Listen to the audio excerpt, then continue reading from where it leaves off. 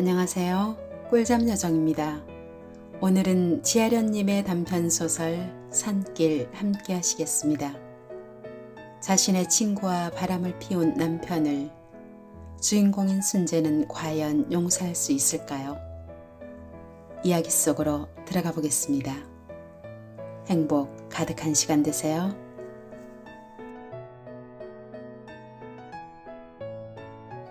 산길 지하련. 신발을 신고 대문께로 나가는 발자취 소리까지 들렸으니 뭘 더 의심할 여지도 없었으나 순재는 일부러 미닫이를 열고 남편이 있나 없나를 한 번 더 살핀 다음 그제서 자리로 와 앉았다. 앉아선 저도 모르게 호호 한숨을 내쉬었다. 생각하면 남편이 다른 여자를 사랑한다는 이 거추장스러운 문제를 안고 비록 하룻밤 동안이라고는 하지만 남편 앞에선 내색하지 않은 것이 되려 의심쩍을 일이기도 하나 한편 순재로선 또 제대로 여기에 대한 다소간이 남아 마음의 준비 없이 뛰어들 수는 없었던 것이다. 아직 단출한 살림이라 아침 몇 살이 영창에서 쨍 소리가 나도록 고요한 낮이다. 이제 무엇보다도 사태와 관련시켜 자기 처신에 대한 것을 먼저 정해야 할 일이었으나 웬일인지 그는 모든 것이 한껏 붓히고 어지럽기만 해서 막상 머리에 떠오르는 생각이라는 것이 기껏 어제 문주와 주고받은 이야기의 내용이었다. 바로 어제 이맘때 일이다. 일요일도 아닌데 문주가 오기도 뜻밖이거니와 들어서는 참으로 그 난처해 하는 표정이라니 일찍이 문주를 두고 상상할 수는 없었다. 학교는 어쩌고 왔느냐고 순재가 말을 건너도 그저 응? 하고 대답할 뿐 통이 그 말에는 정신이 없었다. 그러더니 벼랑간 너희 분 그동안 늦게 들어오지 않았니? 하고 불쑥 묻는 것이다. 순재는 잠깐 어리둥절한 채 그게 왜 묻니? 하고 물어볼 수밖에 없었다. 그래, 넌 조금도 몰랐니? 문주는 제 말을 계속한다. 모르다니? 뭘 몰라? 연희하고 만나는 건 말이다. 연희하고? 순재는 뭔지 즉각적으로 가슴이 철썩했다. 그러나 너무도 꿈박히고 창졸간이라 어찌된 셈인지 종시 요량키가 어려웠다. 벌써 포가 오래전부터래. 문주는 처음 말을 시작하느라 긴장했던 마음이 잠깐 풀려 그런지 훨씬 풀이 주고 대답했다. 누가 그러든? 다시 순재가 물은 말이다. 연희가 그랬다. 연희가? 그러면 순재는 한순간 뭐라고 말을 이룰 수가 없었다. 문주가 말을 꺼내기도 벼락으로 꺼냈거니와 너무도 거창한 사실이 그야말로 벼락으로 앞에 와 나자빠진 셈이다. 말없이 앉아있는 순재를 보자. 어떻게 얘기를 꺼내야 할지 잘 엄두가 나지 않아서 주저했는데 언제까지 모를 것도 아니고 그래서 오늘은 하고 이번에 문주가 말을 시작했다. 그래서 오늘에서야 알리러 왔단 말이냐? 순간 그는 여지껏 막연했던 남편에 대한 분함과 연애에 대한 노여움이 한꺼번에 쏟아진 것처럼 애꿎은 문주를 잡고 어성을 높였다. 나무랜드도 할 말은 없다만 사실 너 때문만이 아니고 연희 때문에도 저야 무슨 짓을 했건 나를 동무로 알고 이야기하는 것을 내 바람에 말할 순 없지 않니? 문주는 처음과는 달리 훨씬 말이 찬찬해졌다. 연희만이 동무니? 순재는 여전 말소리가 어지러웠다. 혹 너가 먼저 알고 물어봤다면 연희 말을 너한테 못하듯 나는 너를 속이지도 못했을지 모른다. 지금은 물어봐서 얘기를 하니? 이번엔 순재도 비교적 침착했다. 너가 묻기 전 먼저 연희가 부탁했다. 나한테 알리라고? 두 사람은 잠깐 동안 말이 없었다. 나한테 알리란 부탁까진 나 남만 생각해도 잘 알 수가 없다. 연희한테 가건 장하다고 일러라.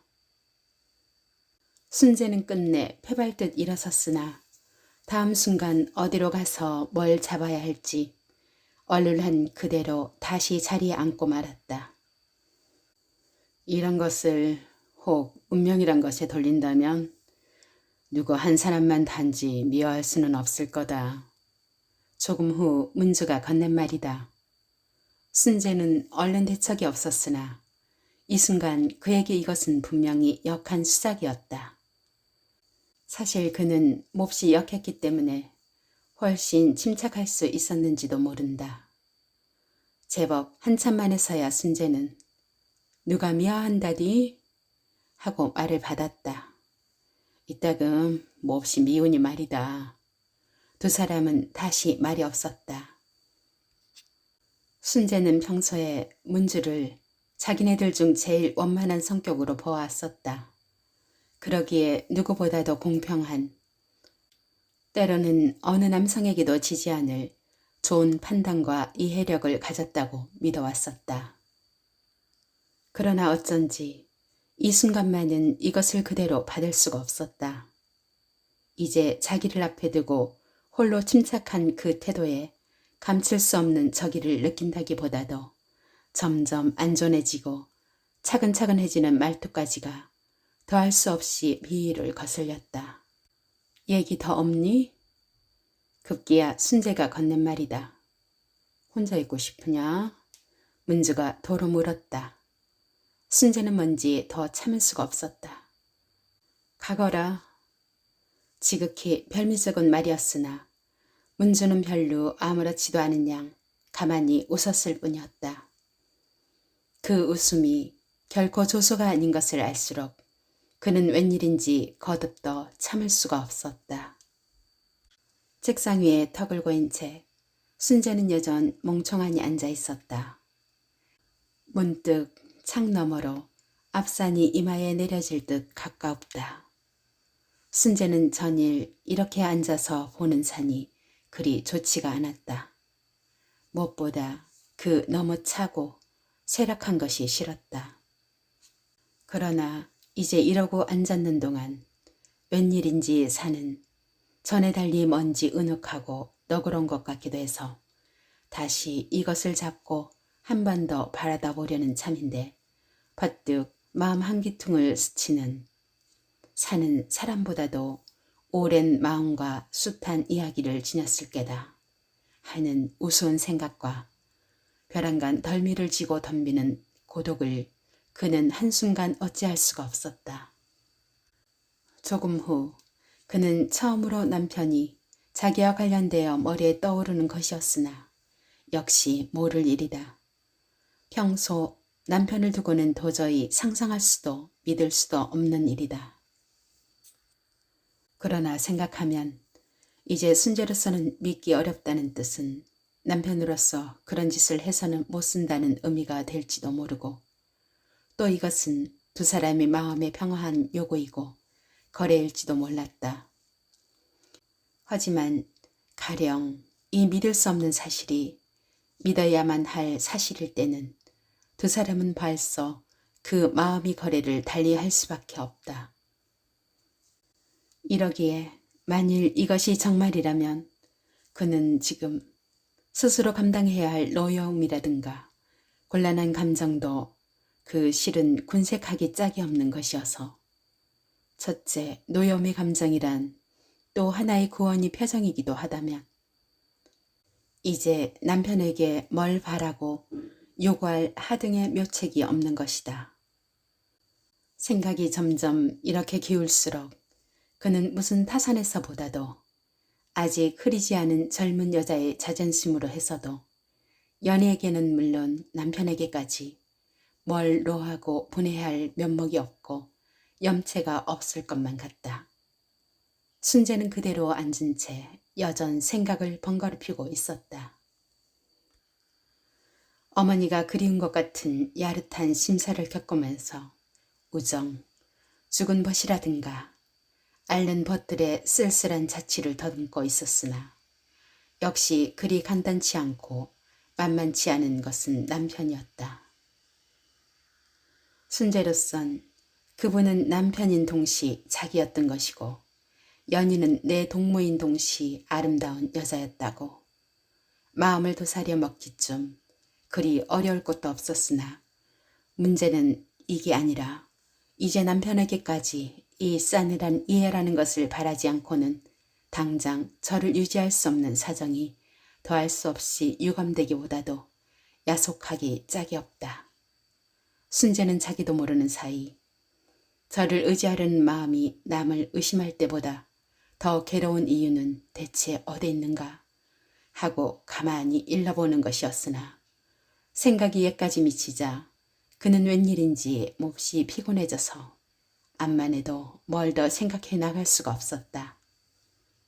베개를 내려베고 뭘 꼬집어 생각하는 것도 없이 멍충이 누워있으려니 아주머니 점심 차려와요 하고 심부름하는 아이가 문을 연다.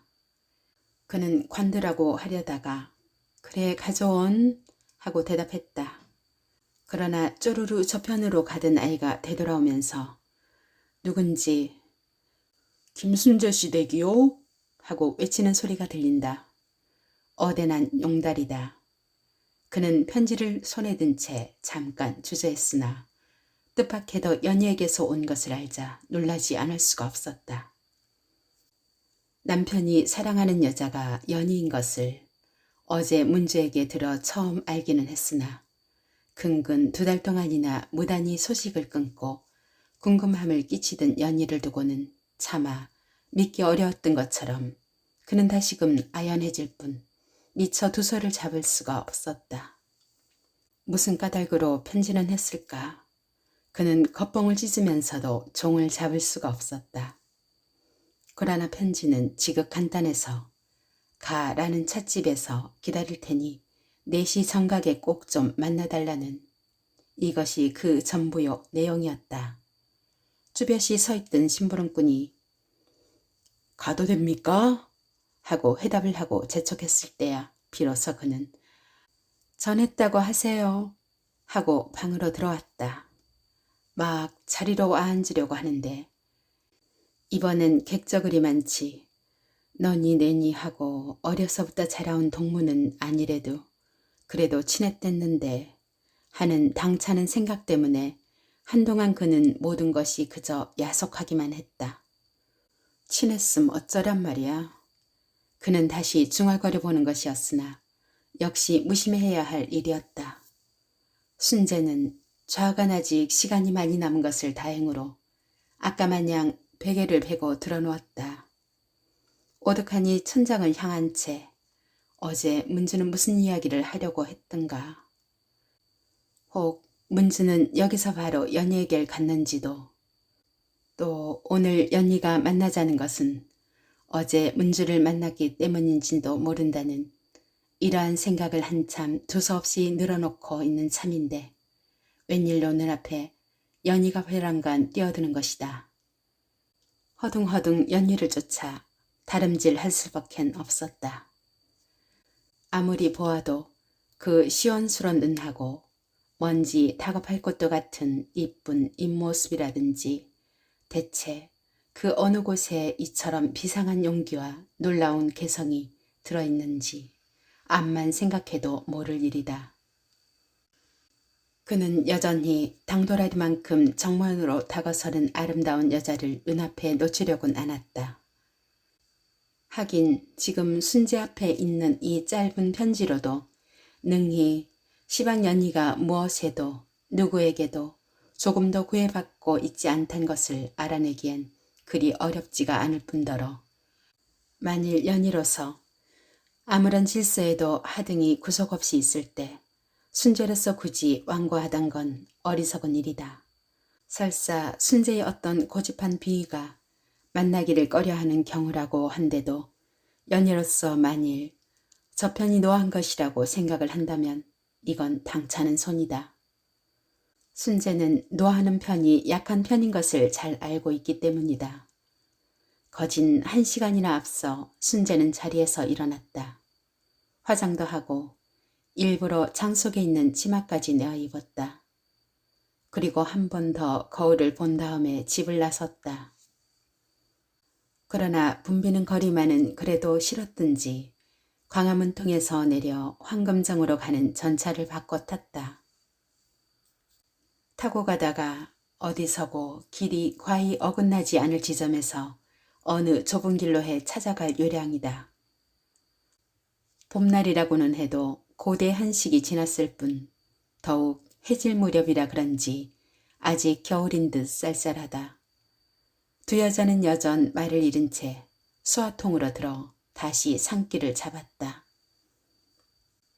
순재는 조금 전 찻집에서도 그러하였거니와 이제 거듭 보아도 연희는 그동안 놀랄만치 이뻐진 대신 또 놀랄만치 자기와는 멀어진 것만 같다. 단 2달 동안인데 그처럼 가깝던 덕무가 대체 무슨 조화로 이처럼 생소하냐고 스스로 물어본 데짜 그저 당장 기이할 뿐이다. 첫째, 만나면 손이라도 잡고 반겨해야 할 사람이 제법 정중히 일어선 채 깍듯이 위에 인사하는 폼이 비록 순재로 하여금 얼굴이 붉어지는 쑥스러움을 느끼게 했다고는 할 망정 웬일로 자기 역시 전처럼 대답할 수 없었던 것도 이 기이함의 하나였거니와 이런 종잡을 수 없는 느낌이 한데 뭉쳐 점점 어두워지고 무거워지는 마음 위에 급기야 모든 것이 한껏 너절하게만 생각되는 보다 먼 곳의 고독감도 결국 이 순간에 있어 기이한 현상의 하나였다. 한동안 그는 아무 것에도 격하고 싶지 않은 야릇한 상태를 겪으며 잠자코 걸었다. 어디를 들어왔는지 두 여자는 수목이 짙은 좁다란 길을 잡고 개천을 낀 채 올려 걸었다. 방금 지나온 곳이 유달리 번화한 거리라서 그런지 바로 유곡인 듯 호젓하다. 나 인제 뭘 새로이 후회하고 있진 않습니다. 단지 여태 잠잡고 있어 괴로웠을 뿐이에요. 하고 비로소 연희가 말을 건넨다. 순재는 여전 쑥스러운 채 잘납니다. 하고 연희 말에 대답을 했으나 뭘 잘난다는 것인지 스스로도 모를 말이다. 날 비난하시려거든 마음대로 하세요. 하지만 이제 내게도 말이 있다면 그분을 사랑했다는 것, 사랑 앞에선 조금 더 거짓말을 하지 않았다는 것입니다. 연희는 다시 말을 이었다. 순재는 연희가 전과 달리 몹시 건방진 것 같아서 그것이 가볍게 비위를 거스르기도 했으나 이보다 더 먼지 그 말에는 느껴진 절박감 때문에 네, 잘 알아요. 하고 똑같은 말을 되풀이했다. 그러나 이 약간 조소적인 말에도 연희는 별로 돌아볼 뼈 없이 그분을 사랑하고 싶은, 그분이 사랑하는 단 한 사람이고 싶은 마음 때문에 나는 아무 겨를도 없었습니다. 하지만 역시 그분 앞에 아름다운 여자는 당신이었어요. 하고 똑바로 앞을 향한 채 혼자 말하듯 가만가만 이야기를 계속했다. 순재는 힐끗 연희를 쳐다봤으나 그 깎아낸 듯이 선이 분명한 측면 어느 곳에서도 전날 이쁜 눈이 그저 다정하기만 하던 연희를 찾아낼 수가 없었다. 그가 잠깐 대답을 잊은 채 걷고 있는 동안 연희는 말을 다시 이었다. 혹 이것이 내 최후의 감상일지도 또 나보다 아름다운 사람에 대한 노여움의 표현인지도 알 수 없으나 아무튼 꼭 한번 만나보고 싶었습니다. 만나 무슨 이야기를 하려고요? 비로소 순재가 물어본 말이다. 두 사람은 처음으로 눈이 마주쳤으나 웬일인지 피차 강행하게 무심한 표정이라고 했다. 글쎄요, 결국 당신이 이겼다는? 내가 졌다는 이야기를 하려고 했는지요. 하면서 연희는 뭔지 가벼이 웃었다. 순재는 벼랑간 얼굴이 화끈 달아왔다. 그럴 리가 있나요? 하고 우정 농치면서도 애꿎이 발칵하는 감정을 어찌는 수가 없었다. 이제 우리 두 사람을 나란히 세워놓고 누구의 형상이 숨없는가 한번 바라다 보십시오. 내 모양이 사뭇 고약할 테니. 연희는 여전 같은 태도로 말한다. 아내란 훨씬 늙고 파렴치한 겁니다. 순재는 결국 그 노염을 이렇게 표현할 수밖에 없었으나 말이 맞자 연희의 표정 없는 얼굴이 무엇인지 격노하고 있는 것을 놓칠 수가 없었다. 과연 모를 일이다. 이제 막 순재가 한 말은 순재로서 대단하기 어려웠던 말일 뿐 아니라 또 어느 의미로 보아선 정말이기 때문이다. 두 사람의 관계가 이미 삼자로선 상상을 못할 만큼 깊어졌다면 어쩌겠어요? 잠자코 있던 연희가 벼랑 건 건넨말이다. 아무리 호의로 해석한데도 이 말까지는 안 와도 좋을 것을 순간 그의 머리를 스치는 연희는 내가 얼마나 비겁한가를 자기리로 시험해보고 싶은 게다 하는 맹랑한 생각 때문에 그는 끝내 깊고 옅고간 결국 같을 겁니다 하고 자기도 모를 말을 중얼거렸다. 그러나 이 애매한 말을 연희가 어떻게 들었는지 그야 그러겠지만 난 그것보다도 그분을 얼마나 사랑하는가를 물은 겁니다 하고 다시 건너다 봤다. 순재는 마치 덜미를 짚히고 휘둘리는 사람처럼 당황한 얼굴이기도 했으나 역시 당신한테 지지 않을 겁니다 하고 대답할 수밖에 없었다. 머리를 숙인 채 잠자코 걸으면서도 그는 일이 맹랑하기 짝이 없다. 조금 전까지도 오히려 쑥스러움을 느낄 정도였으니 무엇에 유동할 리 없었고 또 연희를 만나기까지도 물론 저편이 연희라 다소간의 봉변은 예측한 바로 친데도 기실 은연중 공경에 빠질 사람은 연희라고 생각했기 때문이다. 무엇보다도 불쾌한 것은 점점 평온하지 못한 자기 마음 상태다. 순재가 마음속으로 다시 조금 전 연희가 한 말을 들치고 있으려니 다른 건 다 이겨도 그분을 사랑하는 것만은 나한테 이기지 마세요. 여기까지 지게 되면 나는 스스로 타락할 길밖에 도리가 없습니다. 하고 뭔지 훨씬 서글픈 어조로 연희가 말을 이었다. 그리고는 인차 순재가 뭐라고 대답할 나위도 없이 그분은 누구보다도 자기 생활의 질서를 소중히 아는 사람입니다. 설사 당신에 비해 나를 더 훨씬 사랑하는 경우라도 결코 현실에서 이것을 표현하지는 않을 겁니다. 하고 제 말을 계속했다. 이제야 이야기는 바른 길로 들어섰다. 결국 이 한 말을 하기 위해 연희는 순재를 불러낸 것인지도 몰랐다. 이리 되면 세상 못할 말이 없다. 순재는 이젠 당황하기보다도 대체 무슨 까닭으로 이런 말을 하자는지 알 수가 없었다. 그러나 불행히도 그는 욕된 경우에는 있을 말의 준비가 없었다. 평소 남편의 사람됨을 보아 방금 연희가 한 말이 정말일지도 모르기 때문이었다. 순재가 의연 잠자코 있는 것을 보자 이번엔 아내인 것을 다행으로 하세요? 하고 연희가 다시 제쳤다. 순재는 더 참을 수가 없었다. 꿈에도요. 정말요? 네. 왜요? 당신과 같은 위치에 나란히 서보고 싶어서요. 자유로운 선택이 있으라고요? 네. 천천히 말을 주고받는 두 여자의 얼굴은 꽃같이 헬쑥했다. 연희는 한동안 가만히 순재를 바라보고 있었다. 아무 표정도 없었으나 결코 무표정한 얼굴은 아니었다. 순재는 자기도 모르게 얼굴을 떨어뜨렸으나 순간 굴욕이 이 위에 더할 수가 없었다. 조금 후 무서운 사람이에요. 가장 자신 있는 사람만이 능히 욕을 참을 수 있는 겁니다. 하고 연희가 혼잣말처럼 중얼거렸다. 순재는 지쳐 그대로 입을 다물고 말았으나 연희야말로 무서운 여자였다. 단지 간이 큰 여자가 아니라 어디까지나 자기를 신뢰하는 대담한 여자다. 인생에 있어 이처럼 과감할 수가 없다. 도저히 그 체력을 당할 수 없어 순재로선 감히 어깨를 겨눌 수가 없었다. 어디를 지나왔는지 문득 널따란 산길이 가로놓였다. 차차 어둠이 몰려와 그녁이 자욱했다.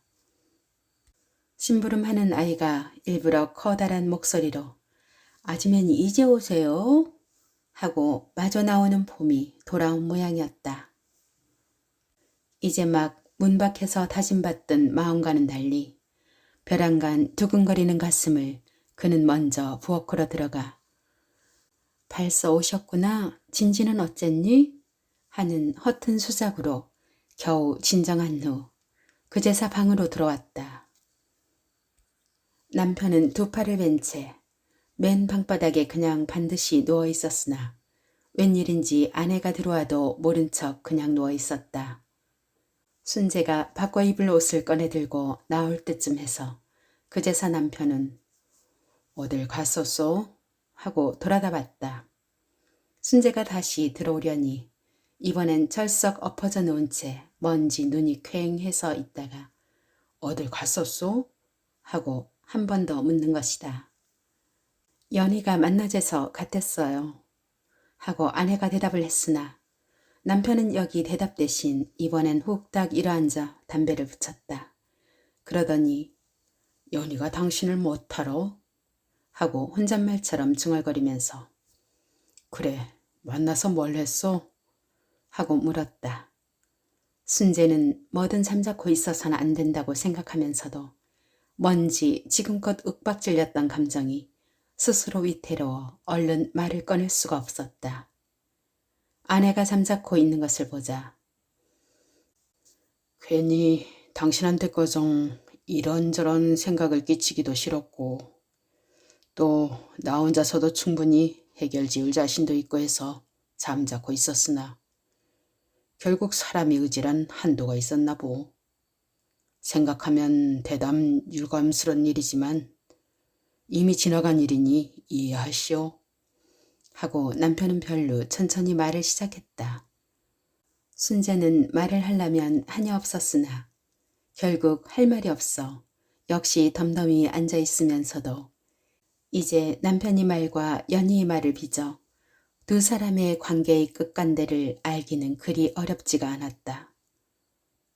사실은 당신으로서 이해하기 어려운 게 아니라 이해를 한만 해도 무사해지지 않는 마음이 어려운 거지만 사람은 많은 경우로 불행을 막을 수 없는 대신 닥쳐온 불행을 겪는데 지혜가 있어야 할 거요.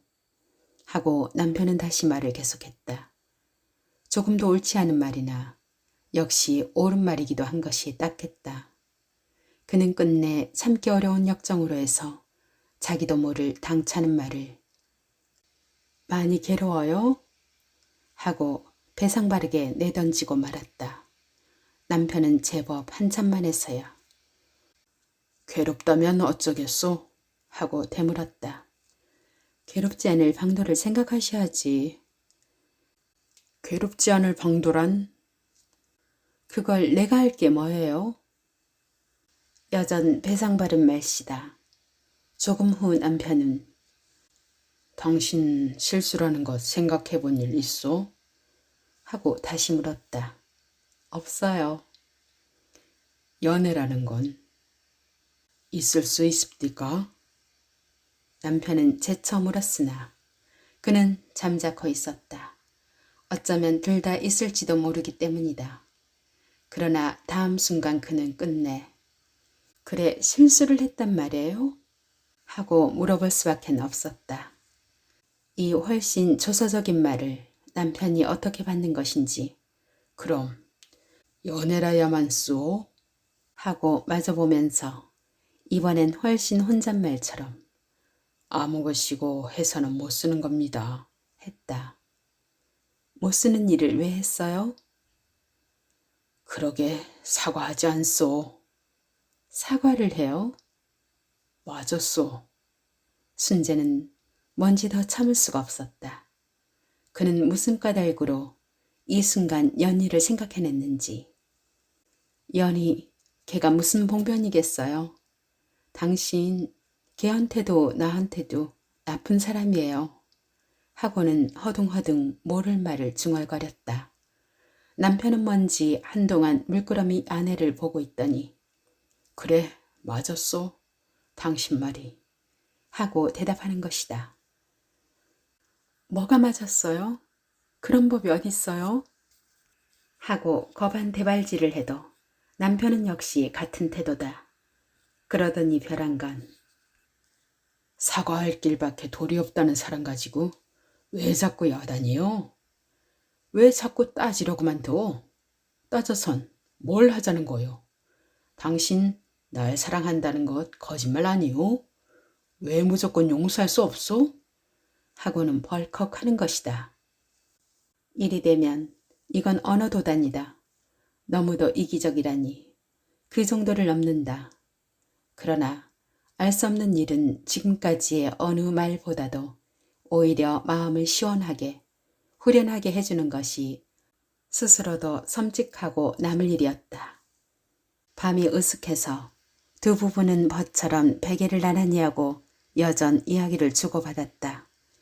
차차 남편은 웃음의 말까지 하는 것이었으나 순재는 여전 마음이 편칠 못했다. 이것은 밤이 점점 기울수록 더 날카로워만 갔다. 생각하면 남편은 역시 훌륭하다. 가만히 곁눈질을 해보아도 그 누워있는 자세로부터 말하는 표정까지 그저 늠름하기 짝이 없다. 만사에 있어 능히 나무랄 건 나무래고 옹호할 건 옹호하고 살필 건 살피고 뉘우칠 건 뉘우쳐서 세상에 꺼리낄 게 없다. 어느 한 곳에도 남을 괴롭힐 군색한 인격이 들었던 것 같지 않고 팔모로 뜯어봐야 상책이 한 곳 있을 것 같지 않다. 단지 전보다 또 하나의 경험이 더했을 뿐 이제 그 겪은 바를 자기로서 처리하면 그뿐이다. 연희 보고 싶지 않으? 별로 쑥스럽고 도련한 물음이었다. 그러나 남편은 이미 객적은 수작이라는 것처럼 시무룩이 웃어 보일 뿐 굳이 대답하려고 하지 않는다. 어째서 그렇게 무사하냐 말이에요.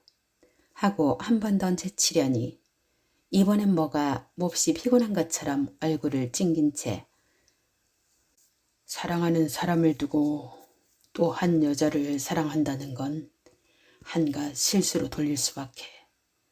당신네들 신성한 연애파들이 보면 변색을 하고 돌아설지 모르나 연애란 결코 그리 많이 있는 게 아니고 또 이때도 그것에 분별있는 사람이 오래 머물 순 없는 일이거든. 본시 어른들이란 훨씬 다른 것에 많은 시간이 분주해야 하니까. 하고 제법 농조로 웃으면서 내가 만일 무사할 수 있다면 그것은 당신 덕택일 거요. 하지만 이것보다도 다른 사람들 같으면 몇 달을 두고 법석을 할 텐데 우리는 단 몇 시간 만에 능히 화해할 수 있지 않소? 하고 행복해하는 것이었다. 순재는 뭔지 기가 막혔다. 세상에 편리롭게 되었다니. 천길 벼랑에 차 내트려도 무슨 수로든 다시 기어나올 사람들이다. 그는 그저 잠자코 남편이 이야기를 듣고 있었으나 다음 순간 평화란 이런 데로부터 오는 것인가? 평화해야만 하는 부부 생활이란 이런 데로부터 시작되는 것인가? 하는 야릇한 생각에 섬뚝 걸린다. 문득 좌우로 무성한 수목을 헤치고 배폭처럼 희게 버텨나간 산길을 성큼성큼 제쳐 울려가던 연희의 뒷모양이 눈앞에 떠오른다. 역시 총명하고 아름다웠다. 누구보다 성실하고 정직했다.